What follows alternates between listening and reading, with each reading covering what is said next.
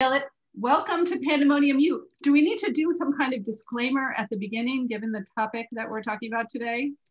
No, you know what? I think we're fine. Okay. There was once a time, but at least all over the United States, we've now begun to see decriminalization of at least psilocybin, which is the operative, the hallucinogenic molecule in what we call magic mushrooms. So nobody's going to be prosecuting us for Pandemonium U. Okay. But even though it's an extremely important academic institution, as you know, but we are not endorsing or drug use, just for the record. Okay. I mean, we're not suggesting. Yeah. So to get to let's say you are not. Let's say that. Okay. I personally am not endorsing it, but I'm very interested in what you're. So you had a lot of reasons for deciding to embark on the journey of microdosing that became this book. One of which was that you had very intense mood swings. You write in the book that you once wrote 3 novels in 6 months. You had been diagnosed with bipolar disorder. I wonder if you wouldn't mind starting just by reading a small paragraph from the beginning of the book, which I think does a great job of kind of explaining your personality. I would love to. For as long as I can remember, I have been held hostage by the vagaries of mood. When my mood is good, I am cheerful, productive, and affectionate. I sparkle at parties. I write decent sentences. I have what the kids call swag. When my mood swings, however, I am beset by self-loathing and knotted with guilt and shame. I am overtaken by a pervasive sense of hopelessness, a grim pessimism about even the possibility of happiness. My symptoms have never been serious enough to require hospitalization, nor have they ever prevented me from functioning either personally or professionally, but they have made my life and the lives of the people whom I love much more difficult. So you went the conventional routes. You tried therapy, you tried all kinds of medicines, but none of those worked. So you became a kind of medical detective for your own case. And the first thing you realized is that your moods were actually tied to your menstrual cycle. Absolutely. So, you know, they're because men are the kind of locus of all medical research, we often don't even have a context for understanding ailments that apply specifically to women. So I'm not the first person who noticed this. Obviously, we have PMS and a sort of heightened form of PMS, which is what I ended up having my diagnosis changed, called premenstrual dysphoric disorder. But we've known this forever. So if you talk to, for example, nurses at inpatient psychiatric hospitals, they keep large stocks of menstrual pads and tampons in their desks, because they know that within a couple of days, over 50%, sometimes even more, of women who are hospitalized are going to get their periods. So think about it. If it was actually just statistically average, it would be about 25%. And here it's somewhere between 50 and I think up to 75. So that's remarkable when you think that it is that your menstrual cycle is for so many people the catalyst for a dramatic mood swing. So that was really like many people, you were misdiagnosed. Totally. You sort of had caught this for years. You had no idea. Yeah, they said bipolar disorder, which seemed sort of accurate. But if you look at the DSM-5, which for those of you who are not American, is this, I think it's used in other places in the world, but it's a diagnostic manual, very thick. It has every single ailment you can imagine. And if you look at the bipolar, the entry for bipolar disorder, I didn't qualify because I never had any manias that were so destructive. I never had depression that, put me to bed for weeks or months. So, but it was sort of the best my male psychiatrist could come up with. And then when I started to do some more research and realized that there was this link, he dismissed it. He's a great guy, but he dismissed it as so many men do. And it wasn't until I began seeing a female psychiatrist who is an expert in women's hormones and mood that I actually got a diagnosis that made real sense for me. And you were able to treat the yes. PMS, the menstrual disorder, but then you hit menopause. Right. So I treated it very easily. Like there's a very effective treatment. It's about a week of antidepressants, SSRIs, right before your period. They work instantaneously because they operate on progesterone. So within 20 minutes, I would feel better. But then, as all of the women and perhaps some of the men on this Zoom know, when you hit perimenopause, your periods go crazy. Sometimes they're there for 3 weeks. Sometimes they don't come for 2 months. They're just, you can't predict anything. And my mode of treatment required specific and accurate predictions of my menstrual cycle. So everything went off the rails at that point.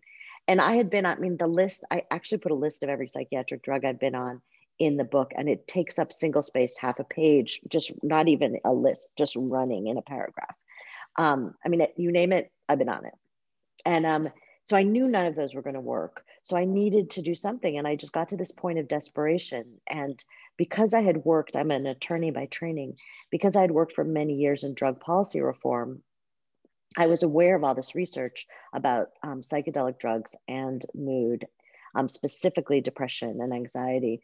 So it took me a long time. I'm not someone who'd ever used psychedelics before. I was afraid of them. There's this old canard that I had heard when I was young that if you take LSD 8 times, you will go crazy.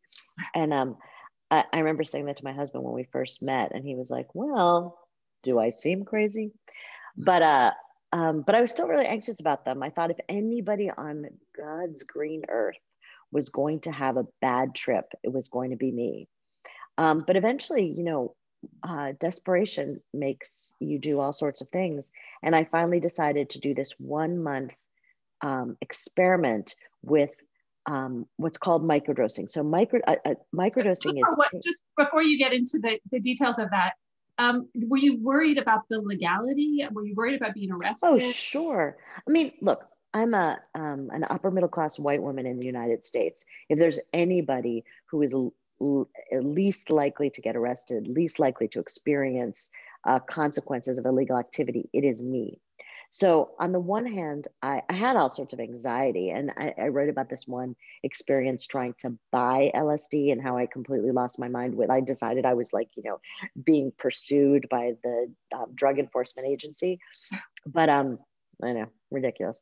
But so I was afraid in the sense that I was anxious about it, but my sort of practical mind realized that this was very unlikely to happen.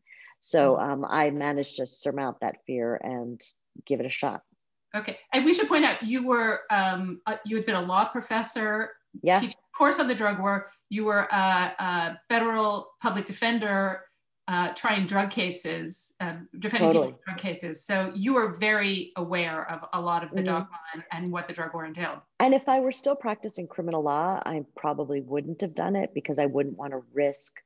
I certainly would have published a book about it. I wouldn't have wanted to risk my bar membership and my reliability. I wouldn't want prosecutors or judges to have any sense that I was somehow less reliable, even though I wasn't. So, but because I turned into a writer, there weren't a lot of people standing around wondering whether I was, under the influence.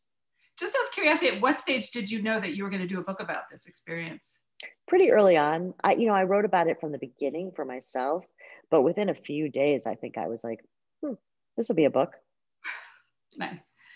So you end up making a connection and getting a contacted. You took what amounts to like a tenth of what we would consider to be like a hit of acid. So a microdose is a dose that is small, so small that you don't experience any psychedelic effects, any actual perceptual effects, but large enough so that you can experience metabolic effects. So a typical dose of LSD, say for your average person who wants to trip, is about 100 to 200 micrograms. 100 if you're sort of a basic consumer, and 200 if you're Timothy Leary.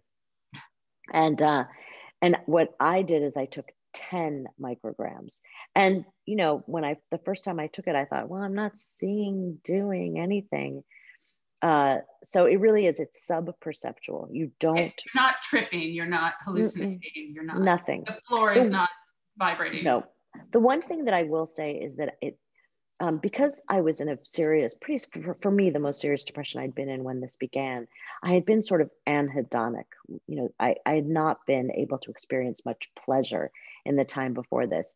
And the day that I took it, I remember sort of looking at my window. I just went to work because I wasn't feeling anything. And I remember looking out the window, and the dogwood tree outside my window, where in the room where I write sometimes, had burst into bloom.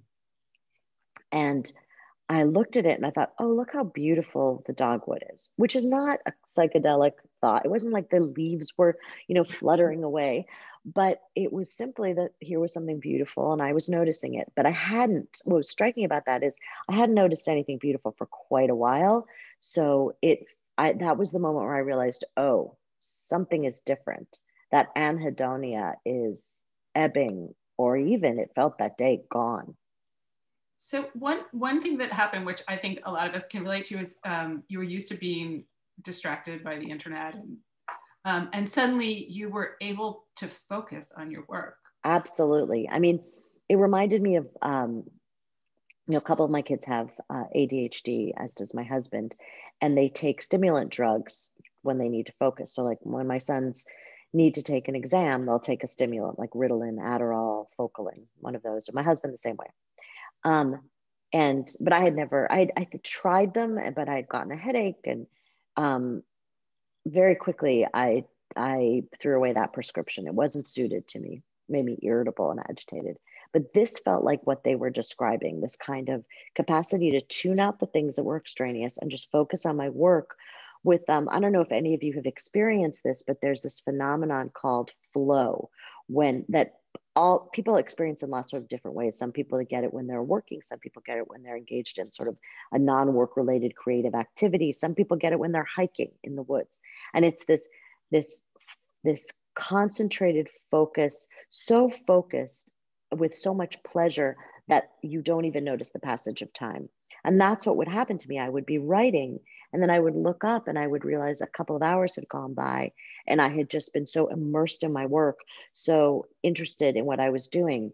And that was very striking, because in the period before that, you know, anytime I was working, I was kind of like looking up at the sky, out the window, you know, it was so hard to get that kind of immersion. And that's what I was experiencing. What about the quality of what you were working on, of your writing? Did that I think it was real. I mean, look, you have the book. It's pretty good, right? It's really good. Yeah. And I wrote the first draft in a month.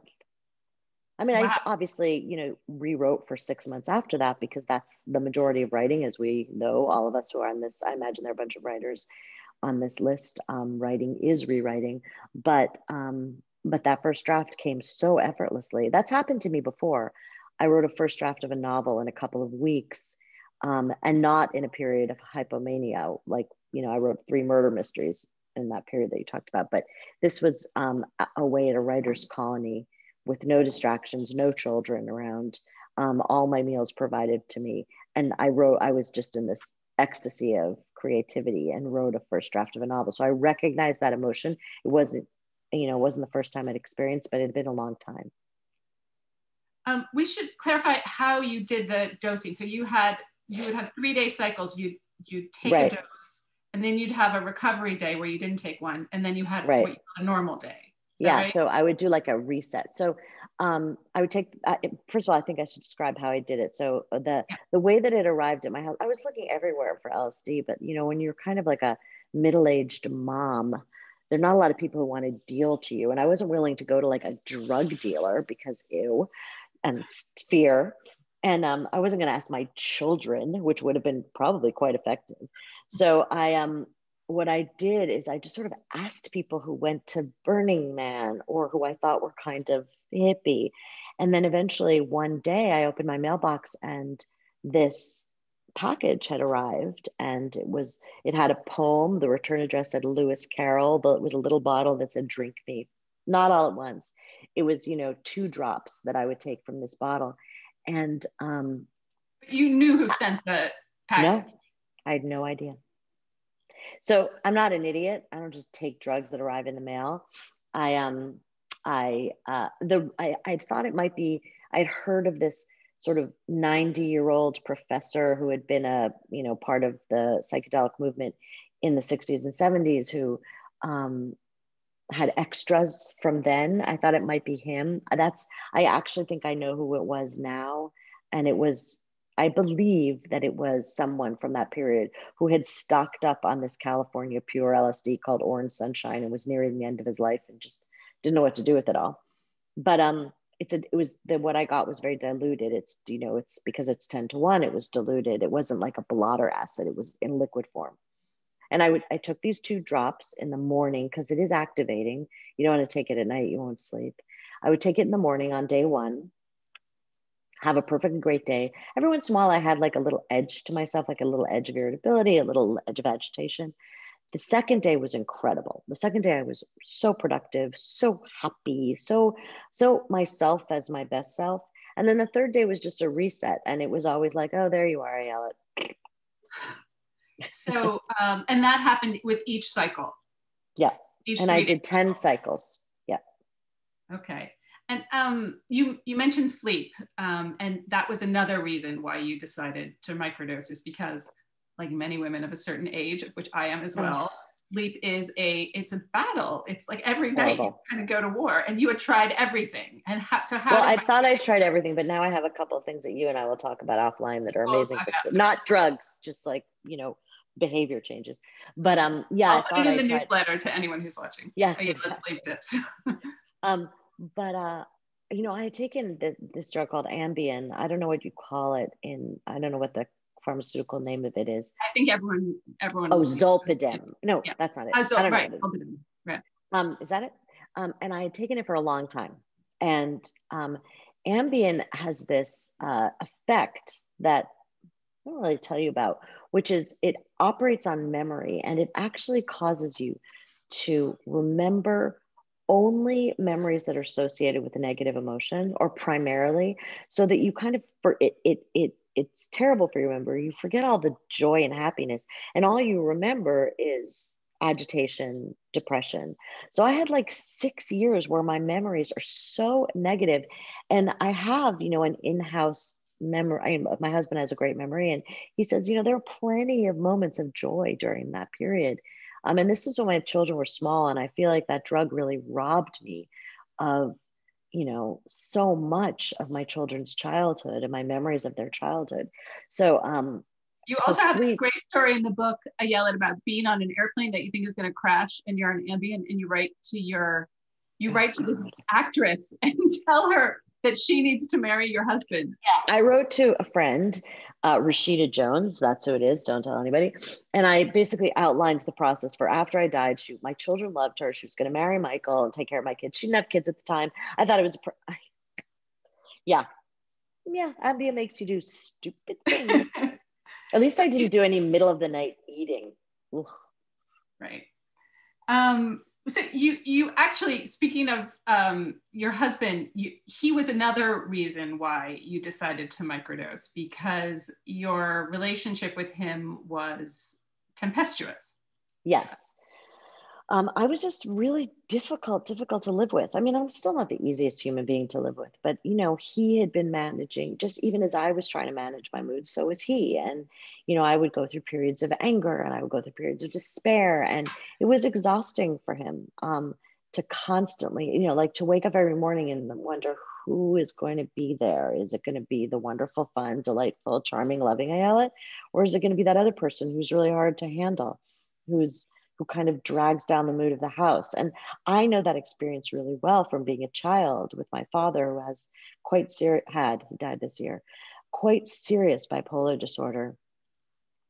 And it was like the whole family did. We were all on tenterhooks all the time, waiting to see whether my father was going to be angry or depressed or communicative or uncommunicative. And it felt like we cycled with him. And that experience really formed my childhood. And it was really tragic to me that that experience was also forming my children's childhood and my husband's experience of marriage. Now he says we weren't. You sort of describe him in all the interactions as you're the emotional, neurotic one, and he's a sort of calm, wise one, giving you perspective on your life. Is that? Well, you know, my husband is very, very stable. Like I made it. I chose very wisely by accident. I had a lot of relationships with a lot of losers, but by accident, I happened to choose this man who is by nature optimistic, by nature stable. He does not get upset very easily, which can drive you crazy if you are a person inclined to neurosis. I remember there was one moment when on election day in 2016, where my daughter, who wasn't with us at the time, she was off at college, texted me and said, "Daddy says everything's going to be okay." And I texted back, "Daddy is delusional." So like, that's a really good example. I was actually wrong in that case. We have to admit. Yes. So sometimes like you are often right if you're a pessimist. I mean, that's the tragedy is like, you know, in this world, being a pessimist is, you know, you get constant affirmation of your despair. I live in France. You don't have to tell me about pessimism.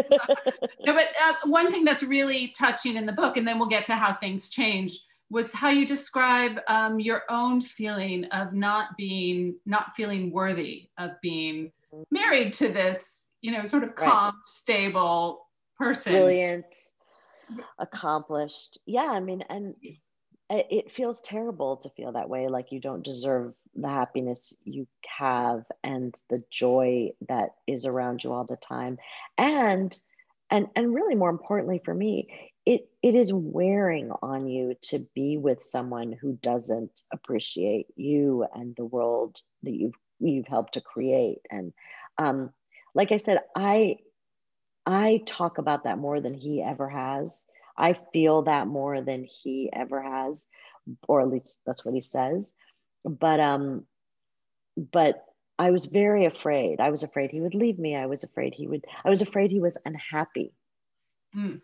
Just on that point, and to show something of the tone of the book, how it's very tender, but also very funny. I thought I would read just a brief passage about that you wrote about a marital therapy session with your husband, and your husband says that every time you have an argument, even though you've been married for forever, you start packing your bag. You literally start packing you take out a suitcase and say you're going to leave, and sometimes you go as far as like the next block.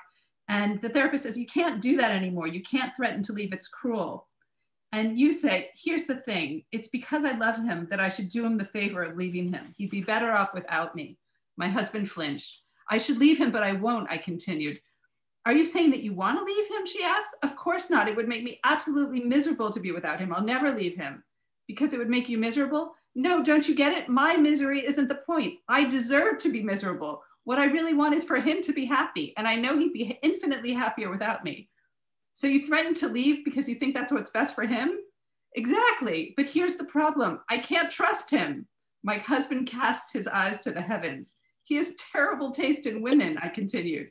He's attracted to the neurotic and the broken. He specializes in fruitlessly trying to fix the unfixable. I'll never leave him because there's no point in leaving him. He'll just go out and find someone even crazier than me. And then you say he wouldn't even marry the beautiful actress. And then she says, tell him you know he loves you. I turned to my husband. I know you love me, even though loving me is a terrible mistake. The therapist shook her head. Just tell him, leave off the rest of the sentence. I tried again. I know you love me because your problem is that you're only attracted to awful women. Then you try. I know you love me, but you shouldn't. I know you love me, but I don't deserve it. It took about a dozen attempts before I finally managed, sobbing, to bite off the rest of the sentence and let the 5 words hang in the air. I know you love me. My husband's eyes filled. He pulled me close. I collapsed in his arms, crying so hard I soaked his shirt. I get a little teary when I read that. To have moments like that. So then you microdosed, and can you tell us how things evolved with your husband after that? I mean, sort of the best way to describe it is that what the microdosing allowed for was a little space, like a little space between a sort of experience or an emotion or some some outward or inward stimulus. And, sorry about that. and my reaction. So because I had that space, I could actually think sensibly in the moment. So I would feel like, oh, like that. And then, but I would be like, you know what? That doesn't make any sense. Or this is how I feel. Or he would say something that would trigger a response. And I would have a moment where I'd be like, that doesn't make, that isn't the right response here. And it just, it was so, it is what they say meditation does, give you kind of that space. And I think it does. But it just made for things, it made for a kind of peaceful cheerfulness that or room for compassion or room for self knowledge that was incredibly effective. It made me a more effective partner, if that makes sense. I know that sounds very practical, but it made me a more I could express and accept the love in the relationship in a way that was life-changing. I think really life-changing. You write about how, just as a practical example of this, that I think a lot of people in couples will be able to relate to, you write about how you have this like problem with noise, and especially with people eating nuts. You call it like a nut sound allergy. Yes. And to tell us about what you did. Okay, so it's misophonia is like the technical description of it. It's an actual thing. And like mouth sounds drive me out of my mind.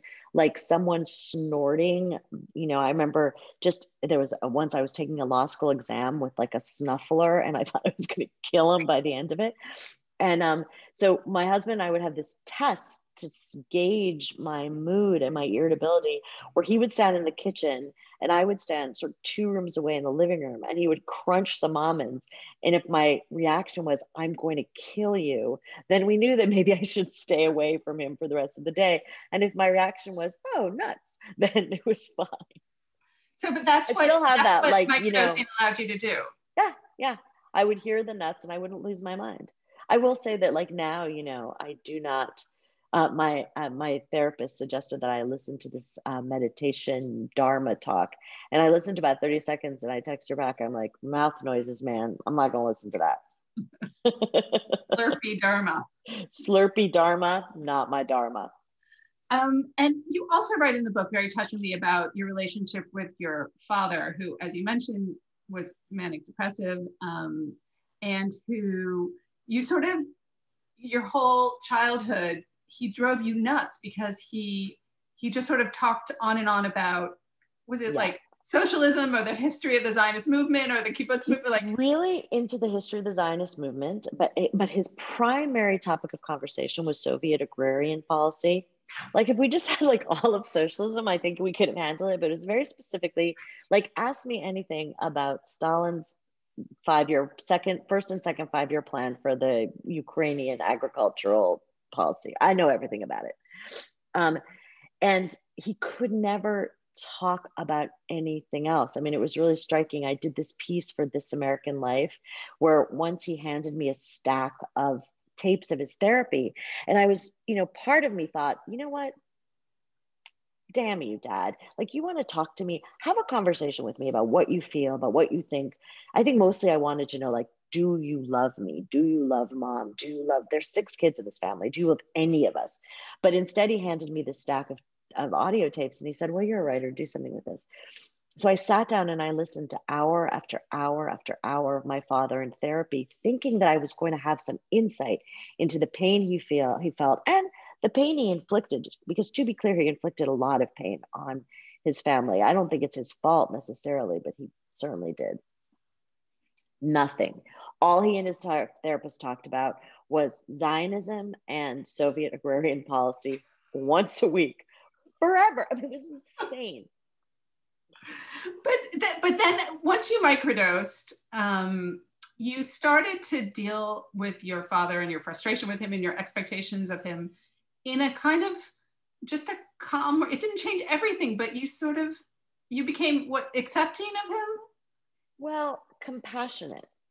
I still believe and believed that there's this notion, especially in men of a certain age, that they have no access to their emotions. They can't express their emotion, but there's this deep well of emotion in them. And I had this insight that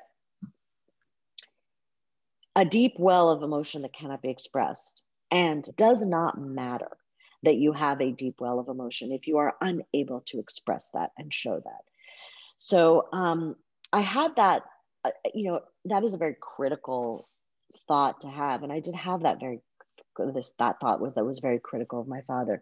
But at the same time, even though I'd known this before, I was unable really that there wasn't anything he could do about that. That as within 30 seconds, her room looked like a tsunami had hit it, and the whole rest of the house is something that people in the audience can unfortunately probably relate to. How did barely possible. So I had this thing called frozen shoulder, which the Chinese call fifyet, which is called frozen shoulder. That does not adequate 44 hours with one of my kids, no medication. I would rather do that again than experience the shoulder pain again.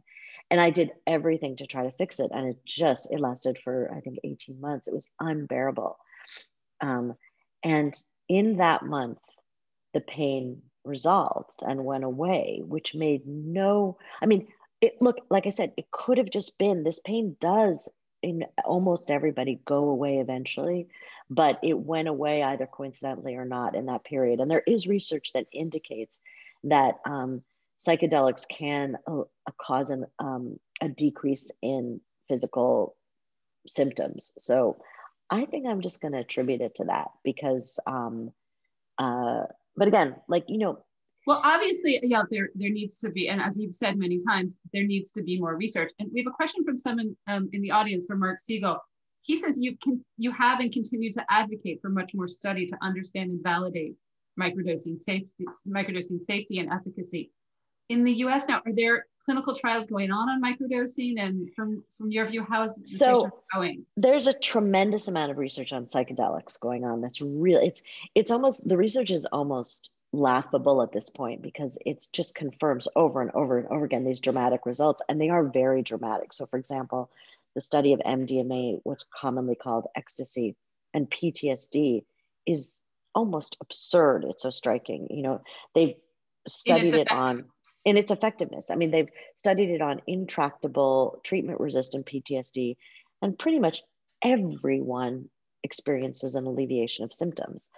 And so then they're studying psilocybin. There's just a recent study, great research, which I think I even have up on my screen that I'll look at, that talks about dramatic results comparing psilocybin, guided psilocybin, not microdosing, but regular size doses, guided psilocybin experiences with a therapist twice a year to SSRIs, and the psilocybin experiences are more effective.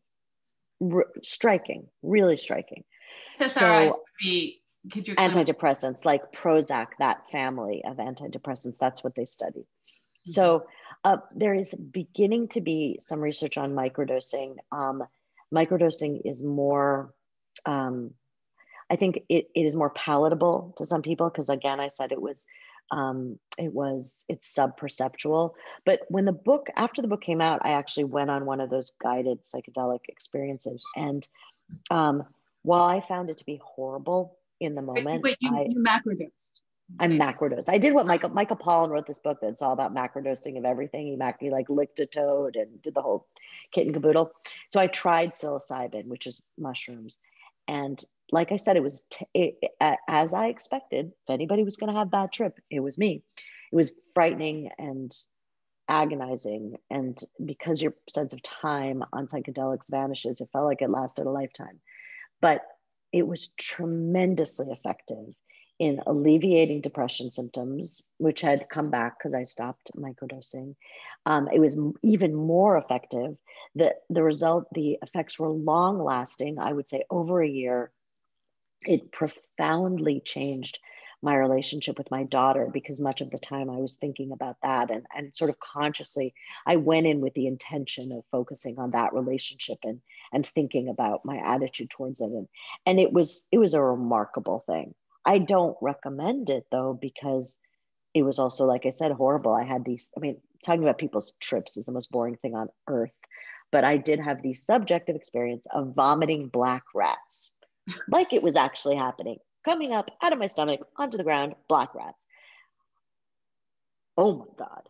So I wouldn't want anybody else to have that black rat experience. But on the other hand, it was, as I said, remarkable. And my experience is confirmed by research study after research study after research study. So does it look like in the US there's a possibility that psilocybin or LSD could be used clinically? Yes. They different, well, clinically, yes, there's lots of studies that are FDA approved. None of these studies are under the table. They're at Johns Hopkins, they're at NYU, they're at University of South Carolina, they're in Britain, in Israel, they're using all these different substances and in Canada. But there are jurisdictions that are decriminalizing psilocybin, which is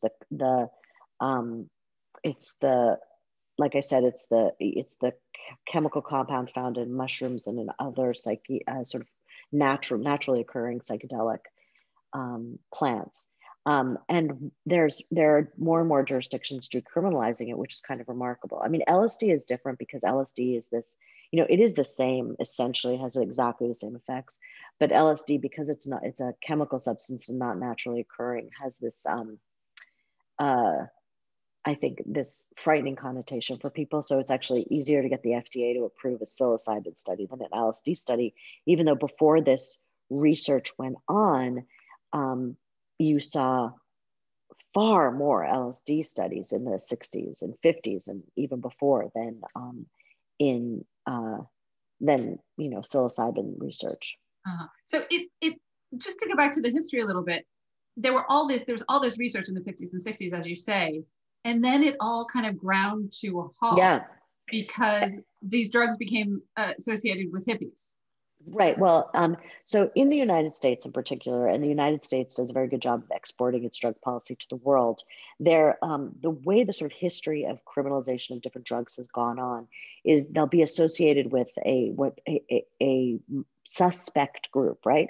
So cannabis very early on in the 20th century became associated with the association is made purposely with Mexican immigrants. And you would see all this rhetoric in the Hearst papers and other places about, dangerous Mexicans driven to sexual violence by marijuana, which, as anyone who's ever smoked a joint knows, is quite humorous, but it was devastating. And then there was criminalization. And the same thing happened with cocaine and African Americans. There was an association made between communities of African Americans and cocaine, and even this canard that cocaine made African Americans immune to small caliber bullets. Think about that lunacy.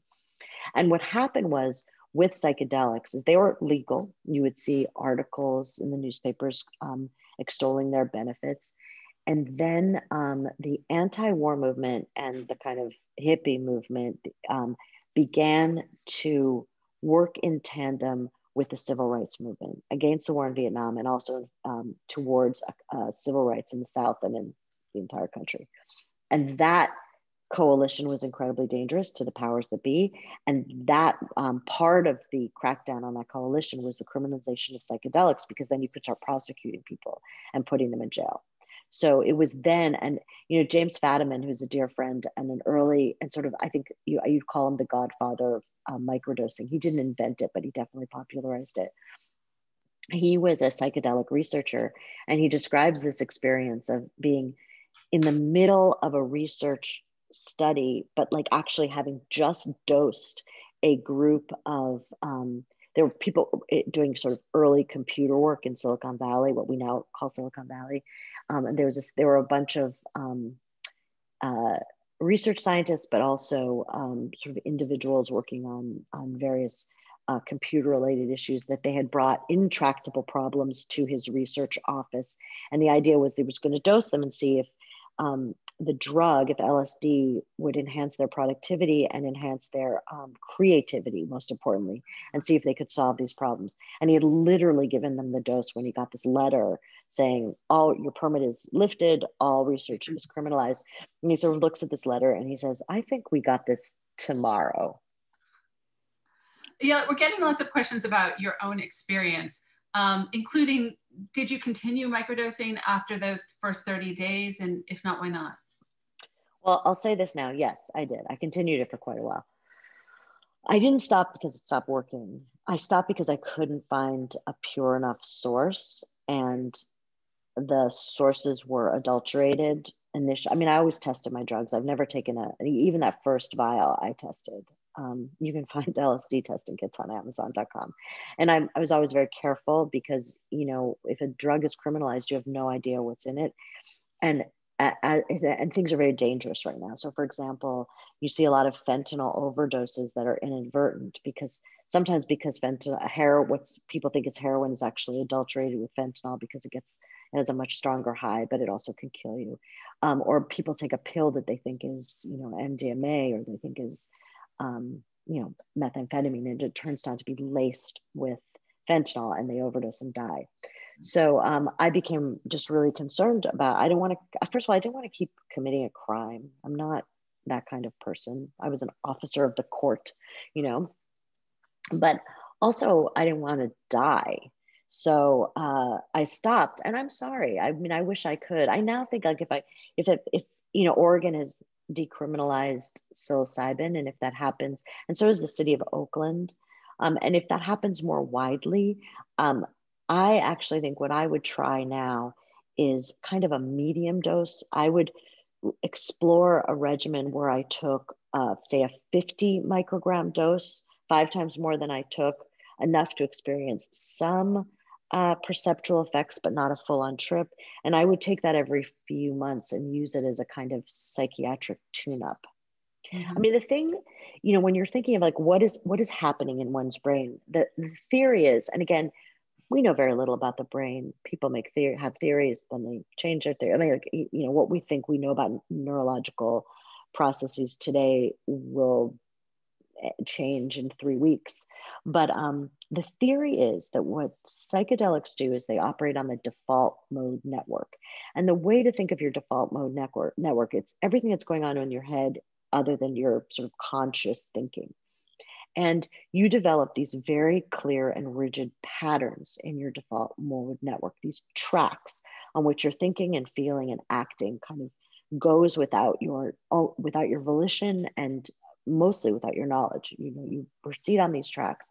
And what psychedelics seem to do is make your train jump the tracks, which is really effective. So if your track is to respond with a kind of neuroses and fear and anxiety towards something, suddenly your track is jumped and you're creating these new tracks, these new pathways in your responses. Is that only macrodosing or also microdosing? No, I mean, nobody knows, right? But I think that it does it to a certain extent in microdosing as well. Not as much. I think you can really jumpstart a transformation in your default mode network with a regular psilocybin dose or LSD. And I think that's what's happening, that we're seeing in this research. But I think that when I was saying about that space, mm-hmm. I think that is a change in my default mode network. That is lasting until now. That's one that you have more patience. I mean, it lasted for quite a while. I don't think it's lasting until now. I think I could use a tune-up. I mean, there's been a pandemic, and that has messed with a lot of our mental health.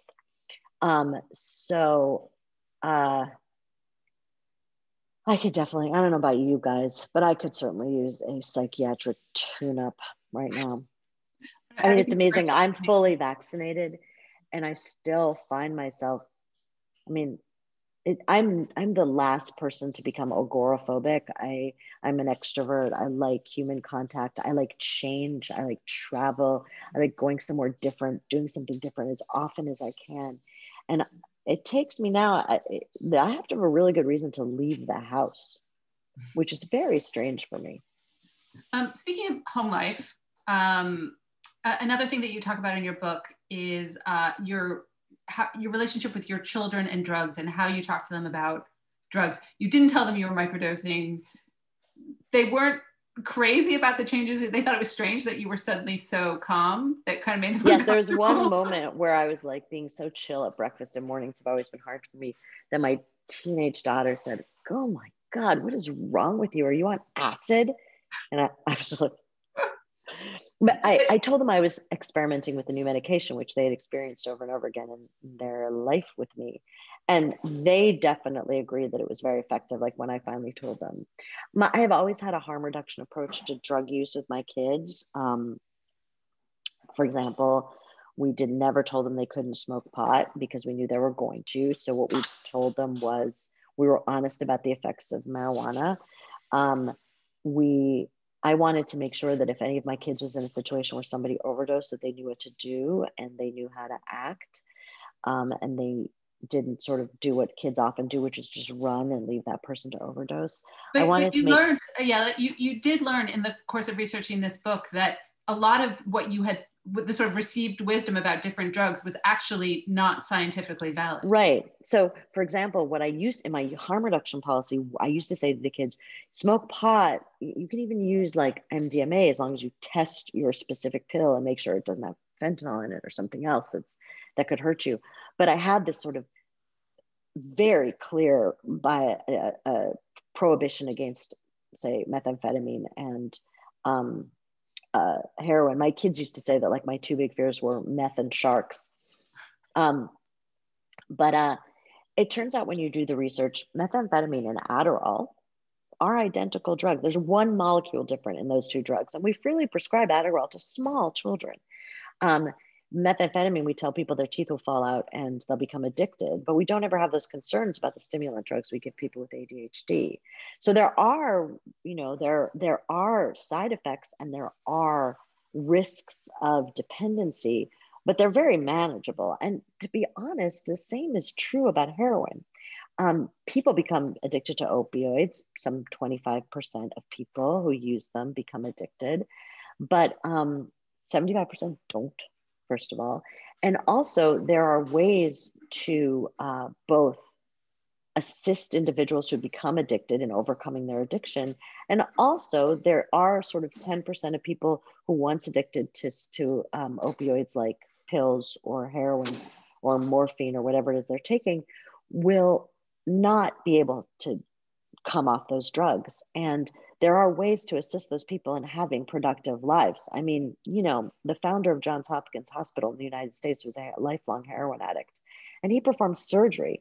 Now, I don't know if he performed it at the level he would have had he not been nodding off in the middle of his surgery, but at the same time, there's a way to say to someone, okay, you're struggling with this addiction. We're going to do the first thing is we're going to give you your heroin. You're just going to have it. And you're going to take it in a context where we're going to, with a nurse who's going to make sure you don't OD. And then your typical heroin addict spends their entire day trying to find the drug, stealing, robbing, manipulating, whatever they can to get the money to find the drug, and then taking, adulterated drugs to the marketplace. And if you lift that need from them, then you liberate an entire day to learn how to become a productive member of society. And what ends up happening when you have heroin distribution programs rather than methadone or nothing, which is what we have in the United States mostly, you start to see a tremendous number of those people on their own stop using the drug. And then the numbers who continue, that sort of 10%, those individuals actually maintain relationships with their family. They maintain work when they're allowed to, when there's not drug testing. So our approach, if you actually approach things with like a harm reduction approach, you will see a tremendous benefit. And even if you think about it in the context of COVID, if we had a harm reduction from the beginning approach, we would not see this kind of pandemic fatigue that is causing people to make all sorts of terrible choices. If you said to yourself, okay, I know that humans need human contact. So we have to figure out a way for individuals to maintain human contact, not in a perfectly safe way, but in the safest way possible, a safer way, not eliminating risk, but managing risk. And that's what I think. Yeah, like, can I just interrupt you for a second? Because we don't have a lot of time. We have a bunch of questions. Okay. Sherry Britton is asking, is psilocybin, which I'm sure I'm mispronouncing. Psilocybin, is that addictive, or is LSD addictive? Psychedelics are not someone addictive. else asks, what are your thoughts on ketamine, which is they say is a legal drug? So psychedelic drugs are not addictive at all. They do not operate on the brain in a way that and in fact, they're kind of counter addictive. So larger doses, nobody wants to trip again, like the next day. I know people who've taken LSD for like a month, mega doses at a time, but it's not, they were doing it sort of as an experiment, but it does not cause addiction, period, end of story. It doesn't.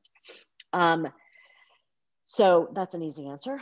Ketamine, I'm interested in ketamine. I think that it can provide, the research shows it can alleviate symptoms of depression in the short term. Doesn't seem to operate in the long term. You have to keep doing it. I'm concerned about the current way we do that in the United States, which is, every anesthesiologist is now setting up ketamine sort of infusion centers. And I believe that psychedelic drugs should be used in the context of a therapeutic environment. And I think that's really important. I don't think you should just infuse someone and then be like, hope you feel better, bye. So that is the concern I have. But, when you decriminalize and approach drugs from a public health model as opposed to a criminal model, you can get to a point where you much more easily and much more rapidly, where you say, okay, what's the best way to use this drug? What's the best way to distribute this drug? Great. Well, I'm afraid we are pretty much out of time here. I'm sorry, there are many more questions I wanted to ask you about your journey. And it sounds like you've been a really effective advocate for well, I think when you have Timothy Leary advocating, it's one thing, but when you have middle-class mom of 4, it makes people think about it in a different way. Are you continuing to write about this and think about this, or have you moved on to other topics? I have moved on in many ways. I mean, I'm still interested in the subject, and I'm still, I'll do things like this because I think it's important to have these conversations. But I am kind of, there are other things that I'm interested in, where all of us who are writers, we don't want to just talk and write about the same thing over and over again. We get bored. I agree. Okay, well, yeah, thank you so much for being on Pandemonium U. It was a pleasure to have you here. You're getting a lot of thanks on chat. Oh, well, thank you guys so much. It was a true pleasure too.